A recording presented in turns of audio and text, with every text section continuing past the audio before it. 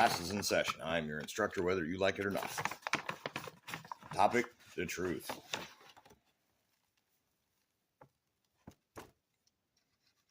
If you're watching the news and you notice there's a pattern of a bunch of things happening repeatedly where it's the same stuff over and over again, you have to look into, is it copycat? Is it part of an organized premeditation? Is it something that has been set up to appear to be one of those things to get you to go along with something? In which case, was it done by someone in a private sector working with the media, or to deceive the media into covering it the way that they want it covered?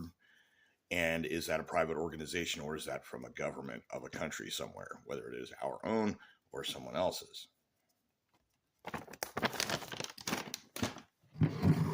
And so this is where I find myself knowing nothing, because I have little to no information other than what is provided.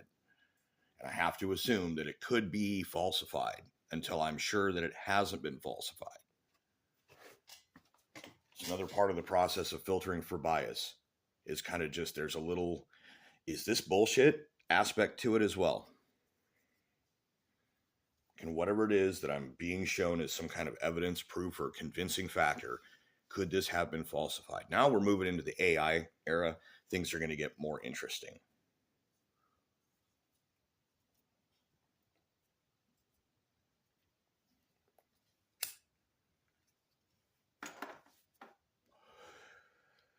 So, do you think the cosmos, the infinite multiverse, or whatever it is that actually is,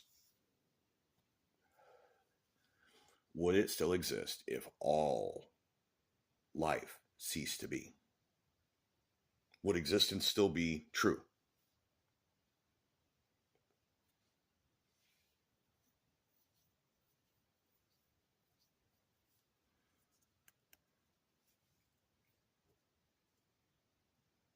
Truth is, as a concept,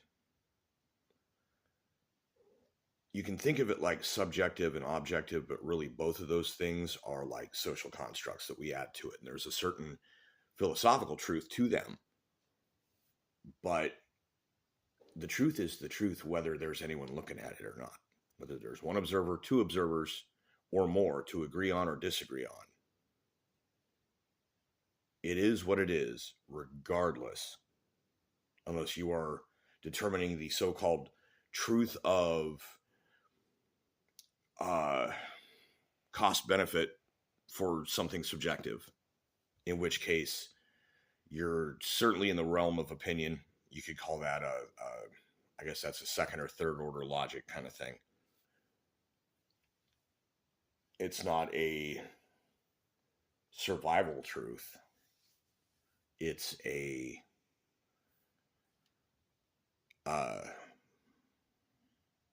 I don't know how a qualitative truth of your subjective experience. Does this benefit me? Does this harm me? Is this good for people? Is this bad for people? In which case it can become a survival kind of thing. But what I'm talking about is people disagreeing over things that can be found to be true or untrue. And so then it's a matter of determining an opinion of how you feel about that truth. And people don't think of it that way most of the time. A lot of folks, I think, just kind of tie those things together, and they don't realize nor understand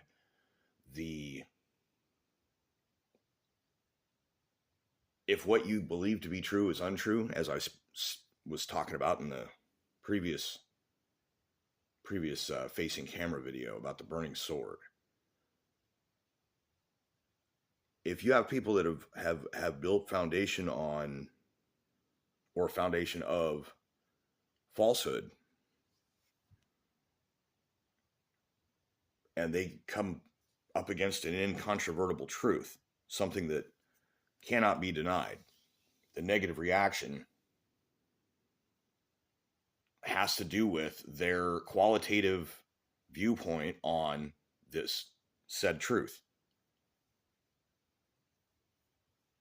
And it doesn't matter how many people get together, because you can have a bunch of people that have been conned into believing that something untrue is true. And all of those people together believing the same thing does not constitute a belief in an objective truth.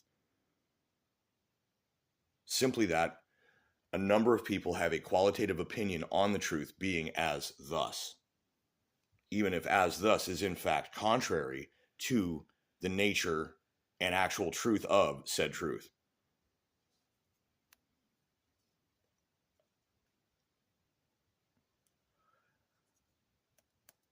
The only way out of that is to recognize the truth, the fact of having been deceived, and then choose from within to seek clarification, elucidation, and be willing to accept whatever it is that ends up being the actual truth, even if it's completely contrary to what that individual had been led to believe. But it requires a from within desire for that.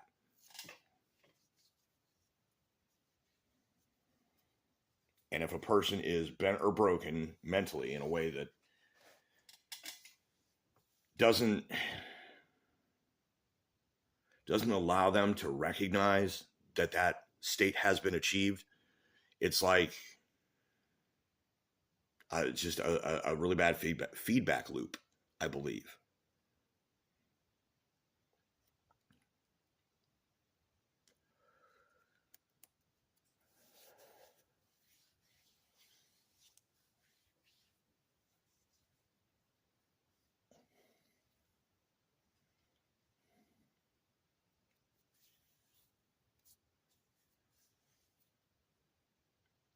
But it always comes down to the same questions. Have I been deceived? Is there an agenda behind information being presented to me? Is there a reason for that agenda? Who benefits? What's the purpose of it?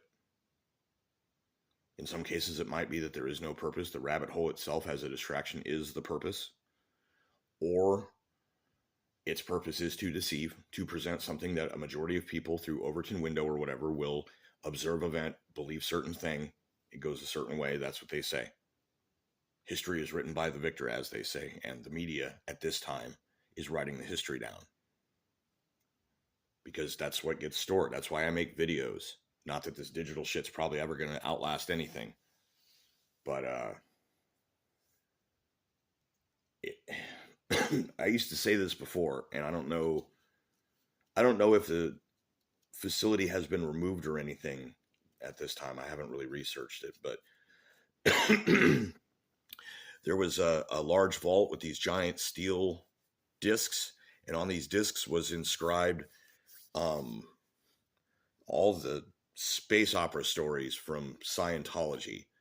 And in the event of the,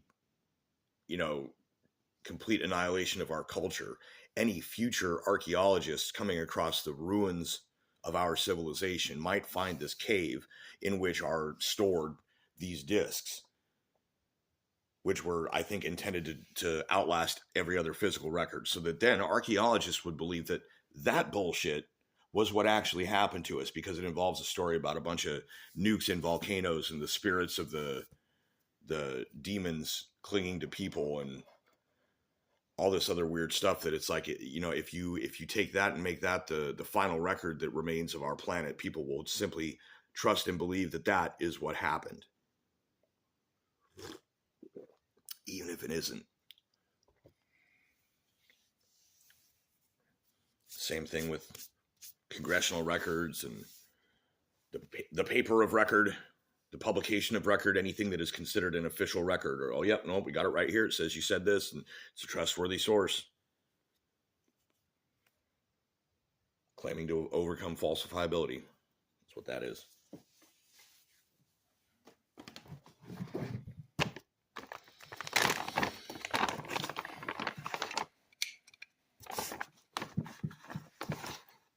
And what happens is people are deceived about things, people, circumstances, whatever.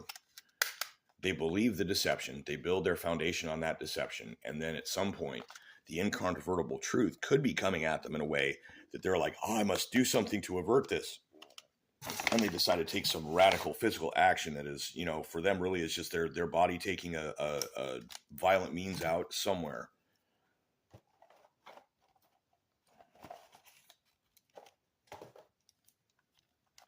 You get these people taking pot shots and making attempts, or in some cases succeeding. That was a person who was, in all likelihood, lied to about the person he chose to target.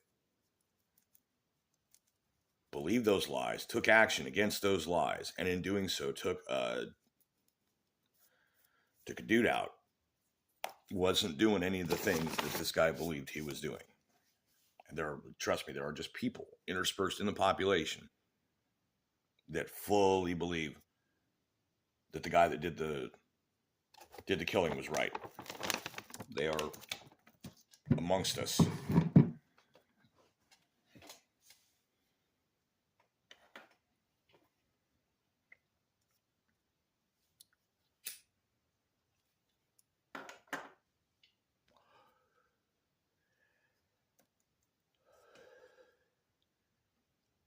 You have to want to figure out what's really true and be willing to abandon what you think you know.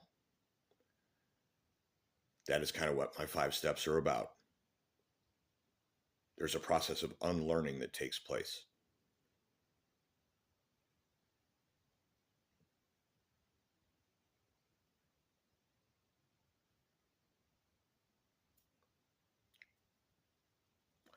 I noticed in the video from yesterday that the cigarette smoke piling up kind of messes with the stabilization too, so I'm playing with that. I find it hilarious what it does.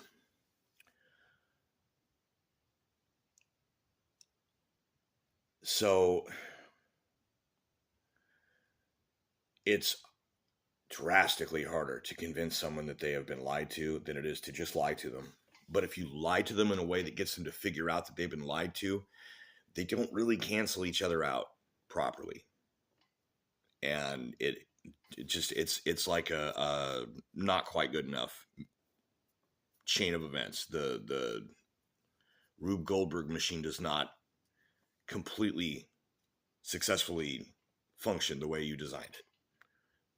Speaking of logical processes, of complexes being undone, an individual may do so. It is arduous. It is mentally painful ways that they say that when you have real cognitive dissonance and you try and face it, it becomes a physical sensation of bodily pain. And I think the closest I've experienced to that, it would be something that just, it's like your entire being hurts. And it's not unlike the sensation of like a body buzz, but it's not a pleasant body buzz. It's more of a feeling just in your entire nervous system, just a jangle. And the fact that your brain will put you at such a jangle over conflicting information is fascinating. But so you have to face it down. It's like the never-ending story with Atreyu. Like, you got to get all the way to the end of that. You have to get past the Sphinx gates and all of that to get to the core of yourself, to begin to unravel the bullshit, get it disentangled like a thorn bush in another plant you're trying to keep. It takes a lot of work. It's an extremely arduous, difficult process of inner work. And for a person who has been deceived, doesn't know what's real, and it's a miracle enough for anyone in that position to decide that they want to get out of it. But for them to be able to then successfully get out of it, I don't even know, man. Because they would need a solid moral compass. They would need an intuition to what is and is not true, all the things that have been stripped away and that they lack, and they would need those to get themselves out. But just giving them the information and telling them what is and what isn't, and that doesn't install those things into their mind. It doesn't provide them with those things.